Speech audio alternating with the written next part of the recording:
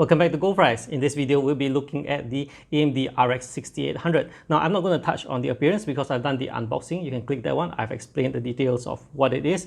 And, well, before I begin, I would like to say thank you for tuning in. And if you can support this tiny channel of mine, please click the subscribe button and the notification bell. And if you can, share this video. I could use all the support I can get to move this channel. After all, it takes a lot of effort to produce all this content. And huge thanks to AMD for supporting me in my efforts. Well, if AMD can support me, I hope you can too. Now, let's move on to this card. So this is the 6800 in the Radeon series of graphics card. It's aimed for 1440p gaming. And to what I understand, the closest competitor should be the cards with the NVIDIA RTX 3070. So let's have a look at the benchmarks first. So as you can see, clearly this card outperforms the RTX 3070. And if you like to look at the side-by-side performance, I do have the recording of that performance, of which I will have towards the end of this video. Now, that aside, the card is performing very silently. You know, when I power it on, run the benchmarks, I don't hear the card at all. In fact, check out this video of which I'll tell you that I don't hear this card and I hear the fans in the casing only. So that's great. Alright, for the acoustics, this is a recording that I'm doing on my phone, and my mouth is about 1 feet away from the phone, and the phone is about, well, around 1 feet away from the graphics card. So the thing to note is that I am running Shadow of the Tomb Raider benchmark right now, and I don't hear a single thing from the graphics card. It cools really well, and temperature is about 70 plus to 80 degrees Celsius. What you hear now is actually the sound from the AIO and from the fans of the casing. I know it's RGB because I did not tune it. It's just a benchmark rig. So yeah, it's very silent. Now let me bring it closer to the graphics card.